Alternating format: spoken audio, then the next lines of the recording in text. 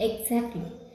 खूप सगळ्या जणांचे मला पहिला प्रश्न हाच असतो की तुला कॅन्सरचे सिम्पटम्स कसे सुरू झाले, तुला काय त्रास व्हायला लागला. हे जे मी आता डेमॉन्स्ट्रेशन करून दाखवलं तिथून माझी सुरुवात झाली. मला करताना कधीतरी त्रास व्हायचा.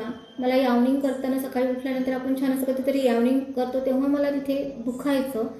आणि महिन्यातून एकदा होणारा त्रास पुढे आठवड्यातून एकदापर्यंत येऊन पोहोचला.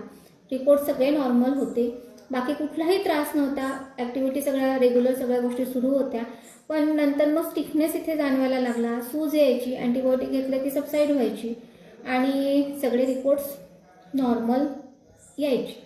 एक्सरेसुद्धा इथला नॉर्मल, सोनोग्राफीसुद्धा नॉर्मल, नंतर CT पण नॉर्मल. सगळे रिपोर्ट्स माझे नॉर्मल होते. फक्त मला हा एकच त्रास होता.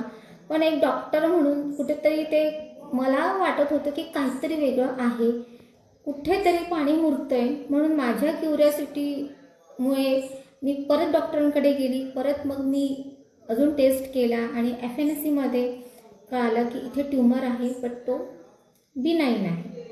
एक ऑपरेशन केल्यानंतर मला माझं निदान कळालं की मला मॅलिग्नन्सी ट्यूमर आहे. Thank you so much.